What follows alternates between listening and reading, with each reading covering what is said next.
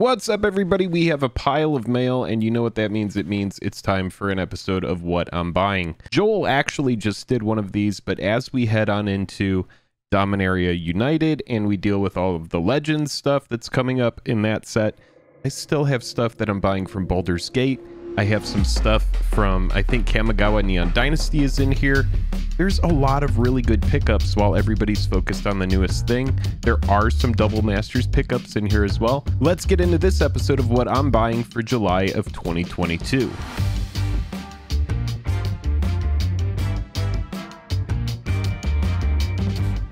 Highest level of gratitude to our patrons who power the channel through Patreon. Check out the Patreon link in the description to learn about monthly giveaways, VIP Discord access, and even our official playmat. Hello and welcome to the day. Thank you for spending your time with us. I'm Jonathan Taylor Thomas, and welcome to another episode of Jake and Joel Are Magic. Today we are going to be talking about what I'm buying currently in July of 2022. As of the filming of this, it is July 25th, so we are at late July, about to head on into August. I have a fun little video here, just some pickups that we're going to talk about. Some of these are actually, a good bit of these are for my collection, but there are a couple specs in here as well.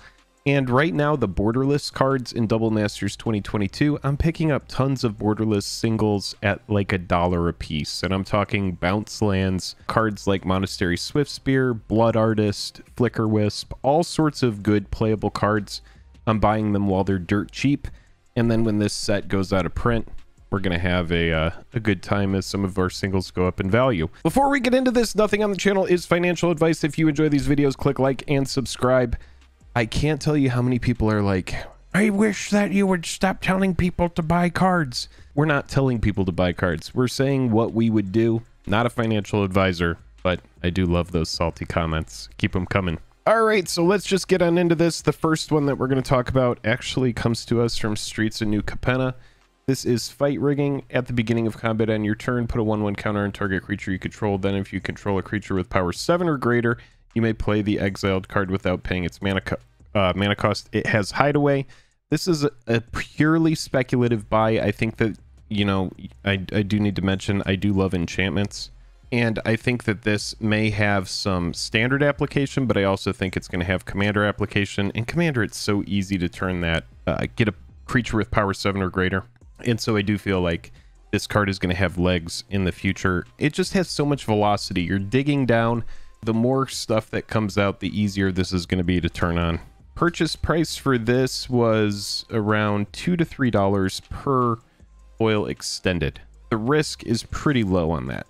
Now here we have Bootlegger Stash. Okay, so I picked one of these up for, I believe, $19. Since I picked this up, this has gone down in price. So I'm just going to mention that this is a one-of for the collection. Treasure is very powerful in Commander. That's the reason that I'm targeting cards like this. Even though it's a 6-cost artifact, it's a little bit difficult to get there. It is in green, so we are dealing with ramp. But I do think the card has some opportunity to grow in the future. All right, now Font of Magic. This is a card that is a spec. We're going to see more of these in this video. Font of Magic enchantment, instant and sorcery spells you cast cost 1 less to cast each time you've cast your commander from the command zone this game.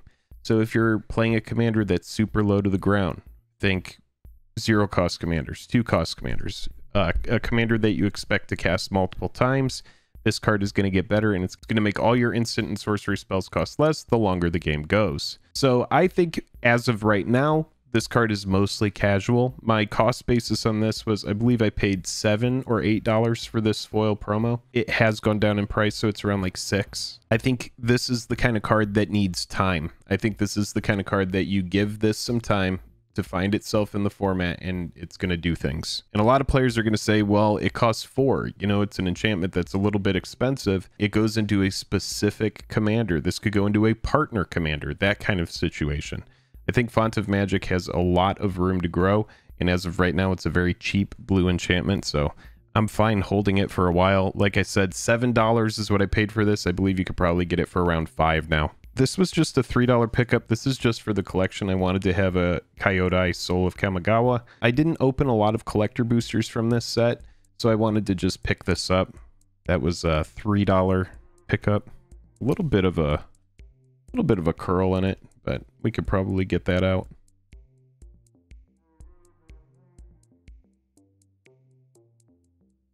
All right, now here's some double masters. This is a Selesnius Sanctuary. Pick this up for $2. These lands right now, there are so many lots that are popping up on eBay where you have people that are just dumping loads and loads of this stuff into the market. And the reason is, and see, these are actually really nice. The Double Masters foils, they are not curling. The Double Masters 2022 foils, they actually look pretty good. A lot of players love these for Commander.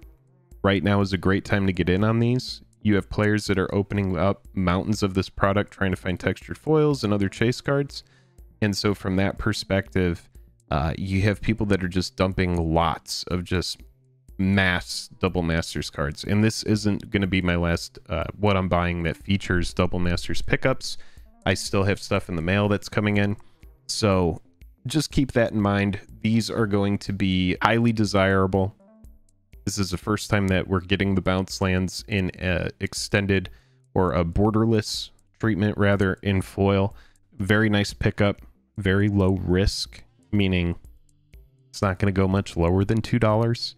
So even if it goes to $1.50, I've only lost 50 cents on the card before it inevitably bounces back up. Get it? Bounce lands, bounces back up. I'll be here all night. All right, what do we got next? Oh, now this is just... Okay, I picked this card up because I like it. Just straight up. I was reading this and I was like, you know what? This seems like a commander. It has to do with the fact that I always love when people set a booby trap for me going in to get the cards. What I like about this is the more vehicles that are printed, the better this gets. And even if it always stays a casual commander, I paid $5 for this foil showcase. I don't know if this is the soft glow or how that works. I think it's just a foil showcase. Yeah, at the beginning of combat, on your turn, return target vehicle card from your graveyard to the battlefield. It gains haste. Return it to its owner's hand at the beginning of the next end step. So if you have a vehicle that has an ETB on it, this plays well with that. If you're just trying to get in with some hasty vehicle shenanigans, this is a fun commander for that. I like the colors being black-white. This is something that I'm going to tinker with. I've liked vehicles since they made their debut in Kaladesh. I was like, these are sweet. And then they continued in Aether Revolt. And we didn't know, really, are vehicles just going to end here? Are we going to see them again? Then we saw them in Throne of Eldraine, and we've seen them sporadically across multiple sets until we got to Kamigawa Neon Dynasty, and we got a whole slew of new vehicles. And so the more vehicles that are printed, the more fun this rat pilot becomes. And this is just purely for fun. Check out Kamigawa right now. You have so many people that are going to be focused on Dominaria United because of all of the Legends boxes or cases that were found. And that's a whole conversation for another day. What do you guys think about the Legends stuff? Are you excited for this set? Let me know in the comments. All right, now what do we have here? Greasefang was a $5 pickup or $4.50. Now this card here I just picked up, $2 pickup. This is just for the collection as well, although I am thinking about picking up more of these. This is the Reckoner Bankbuster. Now what's crazy about this card, and I picked this up for $2, it enters the battlefield. It's a 2-cost vehicle. You know, we were just talking about vehicles. A 2-cost vehicle that enters the battlefield with 3 charge counters on it. And then it also has an ability for 2, remove a charge counter from Reckoner Bankbuster, draw a card, then if there are no charge counters on Reckoner Bankbuster, create a treasure token and a 1/1 colorless pilot creature token with this creature crews vehicles as though its power were 2 greater. And it has crew 3, so we can turn it on, swing with it as a 4/4. But I like the floor of this card. The floor of this card is we're getting an artifact that for 2 we can tap to remove a charge counter from it and draw a card. We get to do that 3 times. So this card's going to draw us 3 cards. And then after that, it's going to become a token generator, and it's also going to generate treasure. And if we know anything about MTG, treasure only gets stronger and stronger. So this plays with the treasure mechanic. It also creates tokens. It also draws cards. So it just seems like it does a lot. And I feel like it has legs in EDH. I think it may have legs in Constructed as well. I think it's just a sleeper card. I really do. And I've only bought one of these. I only have this extended art in my collection. I just wanted to have this. I was cruising through Kamigawa and I was like, all right, what in here is undervalued? What do we have that just seems like good and cheap? And this was like a 50-cent card. If you don't get the extended art version, it's extremely, extremely cheap. All right, so now next we have... Oh, now this was just a lot. All right, so I got this entire lot for $3.75. And this is kind of a good way to illustrate what's going on with Double Masters. So all of this for $3.75, we got a foil Flicker Wisp. We have a borderless non-foil Flicker Wisp. We have a foil borderless Flicker Wisp. All of this near mint, keep in mind. Then we have the foil borderless Mentor. We have a Figure of Destiny etched. This I'm kind of like whatever about. The Wall of Omens, this is a card that's very dear to my heart. I love this card. It reminds me of when I first started playing the game. Blue-white control, blue-black control. Jace the Mind Sculptor was... oh man, it was a pest. It was a pest when it was in Standard. They had to ban it because it was in like 7 of the top 8 decks in all the tournaments. The only other deck was like a mono red Kuldotha Rebirth or something like that. But Wall of Omens was in the blue-white deck, and this has been a card near and dear to my heart ever since then. But all of these, okay, so for $3.75, this just seems like an extremely low-risk pickup.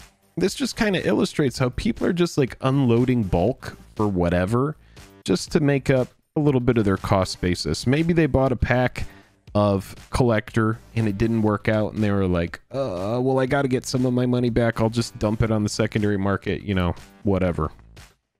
All right, now last but not least, we do have some pickups.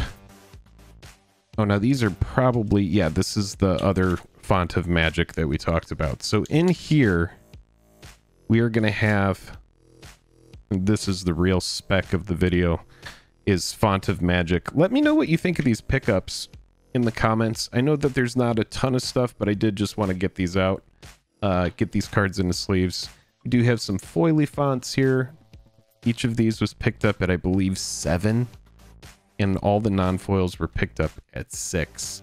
So this is just pure speculation. I expect to hold this card for probably a year or longer. You know, some people aren't going to want to tie up equity like that. For me, I'm just like, you know, whatever. I'm fine with holding. For some reason, this card is stuck in here. But yeah, 4 foily fonts, 8 non-foils. We have the promo one, picking up the Double Master stuff. What do you think of this Legend stuff? I'm really interested to see where this goes. I do believe that they just found a bunch of B boxes. I don't think that Wizards of the Coast is going to reprint Legends, but I do think that there could be some sort of, what have they done? Have they reached out to somebody who's hoarding a bunch of Legends? Did they buy it, or did they really find it and it just sat for a long time until they were like, well, what's an appropriate time to release this? You know, that's the kind of thing to think about as well, is what do you do with it? You know, if you do find a bunch of product, I do think that this is an appropriate thing to do with it. You know, just put it into this other product, use it as a way to hype it. When you have a set like Double Masters 2022, which is the tier 1 set of the year, we're getting all the big reprints. The only thing that I think the set lacked was not making a textured Imperial Seal for the big card that's getting the first reprint. But the other thing I think the set lacked was not having a rare land cycle. But other than that, I can barely complain about it. It's not like it didn't have good lands in it. It got Cavern, got the Orchard, it got City of Brass. It got a lot of good lands. It just didn't get a specific rare land cycle. But you know what? Save that equity for another product. I know that everybody was experiencing some wallet fatigue. So you have to think, Wizards of the Coast, they're like, okay, we're sending out our tier 1 set. What are we going to do? We need to have something big. We need to have something big. This is the 30-year anniversary. We have Dominaria United. What can we do to really push it over the top? And I think that's what they figured out. They were like, well, now's a good time to use that stash of Legends that we found years ago. Or maybe it was recently, who knows? I would love to know the entire story. I would love to know the true the true unabridged version of what happened with that product, why it sat there for so long. This has been a What I'm Buying. We're going to be covering Dominaria United. We're going to be covering more stuff that we buy as it comes out. If you enjoy these videos, click like and subscribe. I'm Jake. This has been another episode of Jake and Joel Are Magic. Until next time, I'm going to probably get wings soon. All right. Smell you later.